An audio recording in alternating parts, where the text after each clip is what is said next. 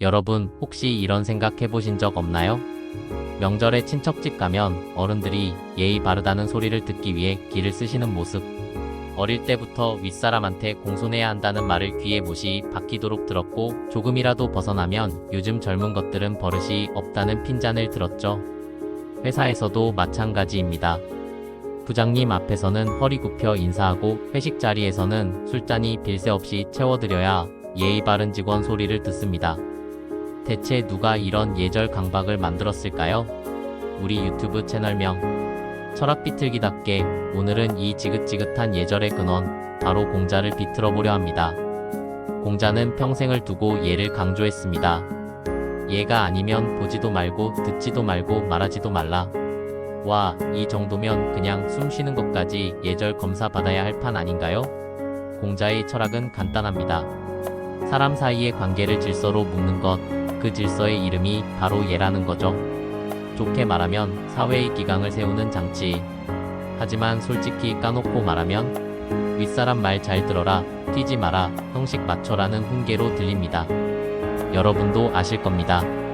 예절이란 게 사람을 편하게 하는 게 아니라 오히려 피곤하게 만들 때가 훨씬 많다는 것을요.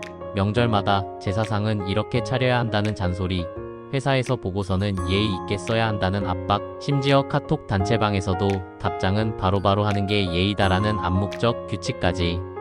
결국 우리는 공자가 만든 예절의 나라에 살고 있는 셈입니다. 물론 공자가 살던 춘추전국 시대에는 나름 필요했습니다. 그때는 왕이 하루아침에 죽고 신하가 임금을 배신하고 친구가 갑자기 적군 스파이가 되는 세상. 혼돈 속에서 최소한의 질서를 만들려면 형식이라도 지켜라가 필요했겠죠. 그런데 문제는 그 질서가 2500년을 건너뛰어서 오늘날 한국 사회까지 이어져 버린 겁니다. 그 결과 예절은 존중의 도구가 아니라 갑질과 통제의 무기가 되어버렸습니다. 생각해보세요. 결혼식장에 가면 신랑 신부보다 더 중요한 게 뭔지 아십니까? 양가 부모님께 절 올리는 순서. 만약 순서 틀리면 큰일 나죠. 어른들끼리 뒤에서 수군댑니다. 저 집안은 예의가 없어. 애들 교육을 어떻게 시킨 거야? 이 순간 결혼식은 사랑의 약속이 아니라 예절 심사장이 됩니다. 장례식장도 마찬가지입니다. 슬픔을 나누러 간 자리인데 문상 인사 제대로 안 하면 욕먹습니다.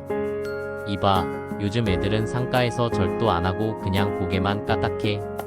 공자님 땅에서 그게 말이 되냐? 이 정작 고인은 뭘 느낄까요? 아마 천국에서 이러고 있을 겁니다. 얘들아, 나 보내는 자리가 왜 갑자기 예절 올림픽이 됐니? 이 결론적으로 공자의 예는 사람을 묶는 끈이 아니라 사람을 올가매는 족쇄가 됐다는 겁니다. 오늘 이 시간 우리는 공자의 예를 4가지 관점에서 비틀어 보겠습니다. 첫째, 인사예절. 이것이 어떻게 직장과 명절의 지옥을 만들었는가? 둘째, 상하관계. 갑질과 꼰대 문화가 예절이라는 이름 아래 어떻게 정당화되었는가? 셋째, 제사와 의식. 보여주기식 문화로 변질된 제사의 속마음은 무엇인가? 마지막으로 사회질서. 공자의 예가 사실은 권력 유지를 위한 정치적 통제 시스템이었다는 비판까지. 각각의 영역에서 공자의 예가 어떻게 현대판 고통으로 재활용되고 있는지, 그리고 그 속에 숨겨진 진짜 목적은 무엇인지 하나씩 까발려 보겠습니다. 자, 그럼 첫 번째 비틀기부터 시작해 볼까요? 본론 첫 번째, 인사예절 직장과 명절의 지옥입니다. 공자가 말한 예의 첫걸음은 인사였습니다. 형은 아우를 공경하고 아우는 형을 존경한다. 좋게 들리죠? 형제끼리 우애롭고 사람 사이가 따뜻해질 것 같습니다. 그런데 현실은 어떨까요? 예는 언제나 형식을 강조합니다. 마음이 중요한 게 아니라 어떤 타이밍에, 어떤 각도로, 어떤 표정으로 인사했는가가 문제라는 거죠. 직장판 상황극 한번 볼까요? 아침 8시 59분. 신입사원 김 대리는 겨우 출근 도장을 찍고 컴퓨터를 켭니다. 그런데 바로 팀장님 목소리가 들리죠. 자네 오늘 나한테 인사했나? 김 대리는 당황해서 대답합니다. 아, 팀장님 방금 복도에서 안녕하세요 라고 팀장님은 한숨을 쉽니다. 인사는 타이밍이야. 그냥 툭 던지는 게 아니라 눈을 마주치고 허리를 숙이고 성심껏 해야 해. 공자님 말씀 몰라? 예로서 사람을 대하는 거라고 했어. 결국 김 대리는 매일 아침마다 인사각도 실험을 합니다. 15도는 성의 없어 보이고 90도는 너무 과해서 아부쟁이 같고 45도가 적당해 보입니다. 그런데 그날 부장님 기분이 나쁘면 45도조차도 성의 없다는 평가를 받죠. 여러분, 이게 웃기지 않습니까? 인사가 마음이 아니라 허리각도 싸움이 돼버린 순간 이미 예절은 본래 의미를 잃은 겁니다. 명절판 상황극도 한번 보시죠. 추석 아침, 사촌들이 모두 모인 큰집 거실. 긴 줄이 생겼습니다. 줄 서서 누구한테 뭐 하죠? 바로 큰절. 조카가 어른들 앞에 절을 합니다. 그런데 무릎이 살짝 덜 닿았어요. 그러자 삼촌이 한마디 합니다. 야, 무릎이 땅에 안 닿았잖아. 공자님 말씀 모르냐? 얘는 성의를 다하는 거라고 했어. 결국 아이는 무릎에 멍이 들도록 반복절을 합니다. 옆에서 구경하는 친척들 한마디씩 거듭니다. 저 집 애는 예의가 있어. 아니야, 자세가 아직 부족해. 여기서 중요한 건 그 아이가 무슨 마음으로 절을 했는가가 아니라 무릎이 땅에 닿냐, 손 모양이 예쁘냐 같은 형식만 평가받는다는 겁니다. 요즘은 SNS 시대라 인사조차도 콘텐츠가 됩니다. 신혼부부가 시댁에 가서 큰절하는 영상을 올리면 댓글이 달리죠. 와, 요즘 젊은 사람들은 이런 거 안 하던데 대단하다. 그 순간 인사는 존중의 표현이 아니라 좋아요 수집용 퍼포먼스로 전락합니다. 결국 인사 예절은 존중의 언어라기보다 형식의 노예가 되어버렸습니다. 공자가 말한 인사는 상대방을 존중하라였을지 모르지만 지금은 이렇게 바뀌었죠. 상대방 기분에 따라 허리 각도를 조정하라. 한마디로 공자의 예가 현대 사회에 와서는 직장 꼰대의 무기이자 명절 피로의 주범이 된 겁니다. 펀치라인 하나 날리고 갈까요? 공자의 예? 사실 무릎 보호대 회사와 허리 디스크 병원의 최대 스폰서였다. 자, 다음 비틀기 들어가겠습니다. 본론 두 번째, 상하관계 갑질과 꼰대 문화입니다. 공자의 사상에서 가장 유명한 구절 중 하나가 있습니다. 군신유의 부자의친 부부유별, 장유유서 붕우유신. 이 5가지를 묶어서 우륜이라고 부르죠. 말 그대로 인간관계의 질서를 규정한 건데 그 중에서도 핵심은 위계질서입니다. 좋게 보면 사회가 안정되는 원리일 수 있습니다. 하지만 나쁘게 보면 그냥 갑질 매뉴얼이죠. 공자는 임금과 신하는 의로워야 한다고 했습니다. 문제는 의라는 게 아주 추상적이라는 겁니다. 신하가 충성하는 건 구체적으로 강요되지만 임금이 의롭게 다스리는지는 아무도 체크하지 않습니다. 결국 현실은 이렇게 왜곡됩니다. 임금 신하는 충성해야지. 신하 임금님 의롭게 다스리셔야. 임금 그거는 나중에. 일단 넌 충성부터 해. 네, 한쪽은 구체적인 의무를 떠안고 다른 쪽은 애매한 미덕만 말합니다. 즉 갑은 자유롭고 을은 구속되는 구조. 직장판 상황극 한번 볼까요? 부장 자네는 나를 공경해야 해. 그게 얘야. 대리 네 알겠습니다. 근데 부장님은 저를 존중해 주시나요? 부장 나는 윗사람이니까 굳이 안 해도 돼. 대신 내가 너 밥 사주잖아? 여러분, 이게 무슨 상하관계입니까? 그냥 위에서 찍어 누르는 갑질 구조죠. 공자가 강조한 예가 현대에 와서는 부장의 꼰대력을 정당화하는 철학적 근거가 된 겁니다. 가족판 상황극도 한번 봅시다. 아버지 아들아, 네가 나를 공경하는 게 예다. 아들 그럼 아버지는 저를 존중해 주시나요? 아버지 그건 네가 나중에 아버지가 돼봐야 아는 거야. 지금은 그냥 효도만 해. 이 대화의 결론은 뭘까요? 아들은 평생을 효도라는 이름으로 희생하고 아버지는 평생을 권위라는 이름으로 군림하는 겁니다. 한쪽만 무거운 짐을 지는 불평등 계약. 우리가 흔히 말하는 꼰대는 그냥 나이 많은 사람의 투정이 아닙니다. 사실 그 뿌리는 공자 철학에 있습니다. 나이가 많으면 존중받아야 한다는 말, 이게 어디서 나왔을까요? 바로 장유유서입니다. 물론 나이가 들면 경험이 많아지고 지혜가 늘 수 있습니다. 하지만 나이가 들었다고 무조건 존중해야 한다. 그건 말이 다릅니다. 현실은 이렇게 되죠. 나이 지혜가 아니라 나이 권력. 한국 사회의 꼰대 풍경을 볼까요? 회식 자리에서 내가 너보다 나이 많으니까 술 따라야지. 그게 얘야. 군대에서 선임 말 안 들으면 군기가 무너진다. 공자님 말씀 몰라? 친척 모임에서 너는 아직 어리니까 어른 말에 토 달지 마라.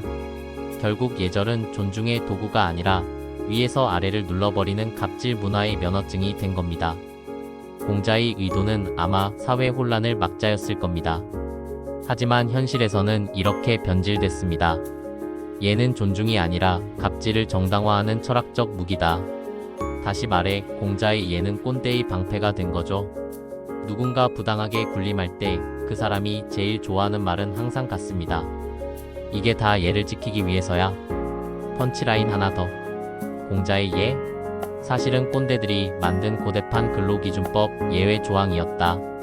세 번째 비틀기, 제사와 의식 보여주기 문화로 넘어가겠습니다. 공자는 제사를 무척 강조했습니다. 죽은 이를 섬기되 살아있는 것처럼 하라. 멋있게 들리죠? 조상을 존중하고 전통을 이어가라는 뜻 같으니까요. 하지만 현실은 어떤가요?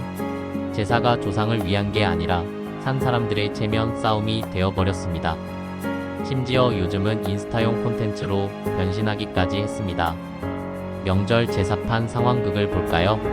추석 아침. 큰집 거실은 이미 전쟁터입니다. 할머니는 전 부치느라 기름 냄새에 기절 직전, 작은 어머니는 탕 끓이다가 땀 범벅, 고모는 나물 무치며 스트레스 게이지 상승. 그 와중에 큰아버지가 한마디 하십니다. 이게 다 얘야.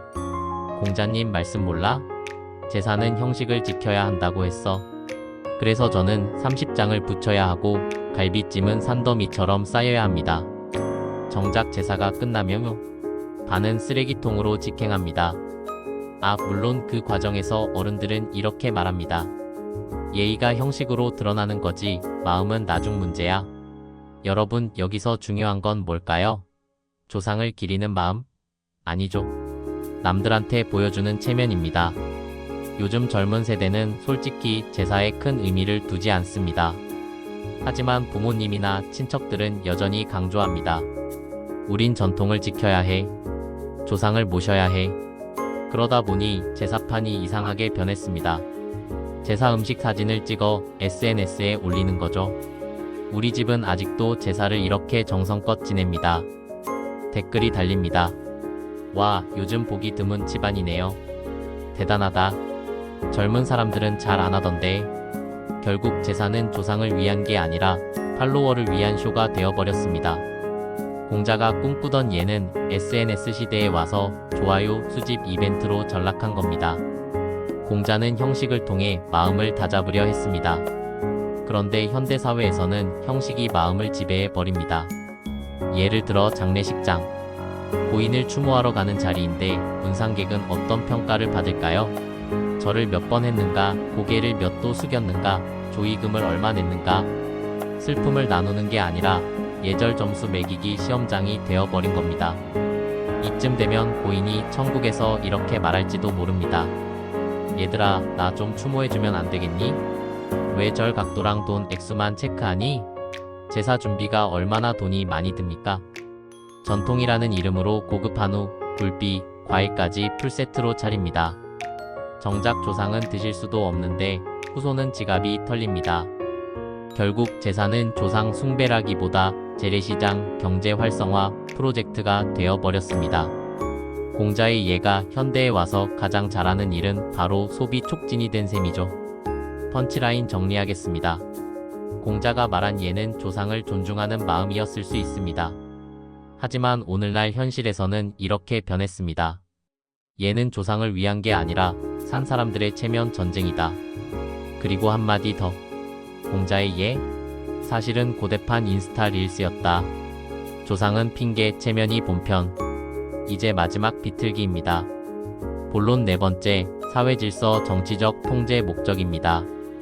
공자가 살던 시기는 춘추 전국 시대였습니다. 나라가 수십 개로 쪼개져서 매일 전쟁을 벌이던 혼란기였죠. 왕은 하루아침에 암살당하고 신하는 충성을 맹세하다가도 금세 다른 나라로 배신하고 백성은 전쟁터에서 노예로 팔려 나갔습니다. 이런 시대에 공자가 고민한 건 단순했습니다. 칼과 힘으로는 나라를 오래 지탱할 수 없다. 사람들의 마음을 붙잡아야 한다. 그래서 꺼내든 카드가 바로 얘였습니다. 얘는 소프트 통제 시스템이라고 볼 수 있습니다. 법과 무력은 하드웨어적 통제입니다. 한계를 넘으면 반발이 생기죠. 그런데 얘는 소프트웨어적 통제입니다. 사람이 스스로 제약을 받아들이게 만드는 겁니다.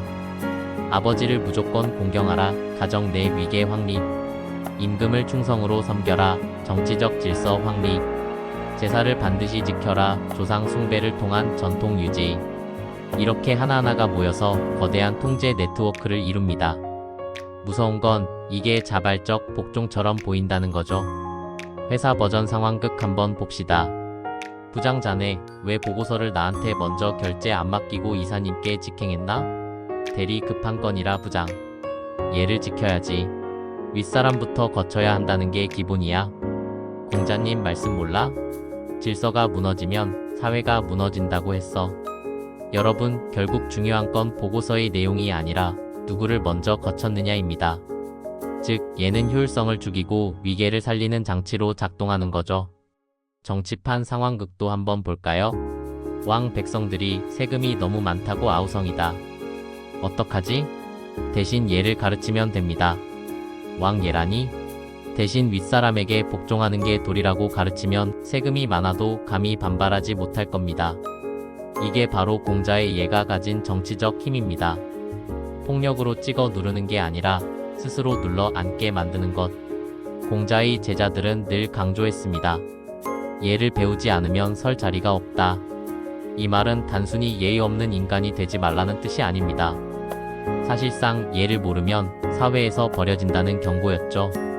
즉, 얘는 고대판 사회적 낙인 제도였습니다. 얘를 따르는 자는 사회에 속할 수 있고 얘를 어기는 자는 이단 취급을 받는 겁니다. 오늘날로 치면 이겁니다. 학교에서 교복 안 입고 두발 규정 어기면 예의가 없다. 회식에서 술 안 따르면 예절 모른다. 명절에 제사 안 지면 가문 욕 먹인다. 얘는 결국 집단의 통제를 내면화하는 도구였습니다. 문제는 이런 시스템이 사람들에게 자유를 주지 않았다는 겁니다. 내가 원해서 하는 게 아니야. 하지만 안 하면 욕 먹어. 그러니 따라야지. 이게 바로 공자가 만든 사회 질서였습니다. 한편으로는 혼돈을 막았지만 다른 한편으로는 개인을 철저히 묶어버렸죠. 결국 얘는 정치적 안정장치이자 동시에 개인의 자유를 제한하는 족쇄였습니다. 펀치라인 날립니다. 정리하면 공자가 얘를 강조한 진짜 목적은 이겁니다. 얘는 존중이 아니라 통제였다. 즉, 군주의 권력을 정당화하고 백성의 저항을 무력화하는 도구였던 겁니다. 현대식 번역을 해봅시다. 얘는 고대판 국민사상 교육 교재였다. 가정에서는 효도 교재, 사회에서는 꼰대 교재, 정치에서는 충성 교재. 자, 이렇게 공자의 예를 4가지 관점에서 신나게 비틀어봤습니다. 인사예절은 직장과 명절에서 허리 각도와 무릎 피로만 남겼고 상하관계는 존중은 사라지고 꼰대와 갑질의 무기가 되었죠. 제사와 의식은 조상을 기리기는커녕 보여주기용 체면 싸움으로 변질되었고 사회질서는 존중의 규범이 아니라 정치적 통제 시스템이었다는 결론에 도달했습니다. 공자가 말한 예는 시대를 지탱하는 최소한의 질서였지만 오늘날엔 피로와 갑질의 족쇄로 남아있다는 것. 이것이 오늘의 핵심입니다. 물론 우리가 공자를 무조건 욕할 수만은 없습니다. 그 시대에는 칼과 피가 난무했기에 최소한의 규율이 필요했죠. 만약 얘가 없었다면 춘추전국 시대는 더 빠르게 붕괴했을지도 모릅니다. 하지만 문제는 그 시대의 처방전이 2500년 동안 변하지 않고 우리 사회에 그대로 남아있다는 겁니다. 지금 우리는 민주주의 시대에 살고 있고 사람을 사람으로 존중하는 사회를 원합니다. 그런데 여전히 직장에선 상사한테 무조건 복종해야 예다. 명절에선 무릎 꿇어야 효다. 가정에선 부모 말 들어야 도리다라는 말이 반복됩니다. 이제 우리는 공자의 예를 비틀어서 새롭게 정의해야 합니다. 형식적인 절이나 인사, 보여주기식 제사가 아니라 진짜 존중과 배려를 담는 방향으로요. 공자의 예? 그대로 따르면 꼰대 사회, 비틀어서 쓰면 존중 사회. 여러분의 생각은 어떠신가요? 댓글로 자유롭게 의견 남겨주세요. 다음 시간에는 철학 비틀기 시리즈 에피쿠로스로 넘어갑니다. 사람들은 흔히 그를 쾌락주의 철학자라고 부릅니다. 먹고 마시고 즐기는 게 인생의 목적이다 라는 식으로요. 하지만 진짜 에피쿠로스의 쾌락은 그런 게 아니었습니다. 그가 말한 쾌락은 최소한으로 살아도 만족할 수 있는 삶, 즉 미니멀리즘에 가까웠습니다. 최고의 쾌락은 화려한 연애가 아니라 배부른 빵 한 조각과 마음 편한 친구와의 대화였던 거죠. 그러니까 오늘날로 치면 에피쿠로스는 단순한 쾌락주의자가 아니라 알뜰 소비와 미니멀 라이프의 창시자. 다음 시간엔 이 에피쿠로스를 파헤쳐 보겠습니다. 쾌락주의 탕진잼이라는 오해를 벗기고 사실 그는 고대판 절약왕이었다는 걸 비틀어 드리겠습니다. 기대해 주세요. 구독과 좋아요, 알림 설정 잊지 마세요.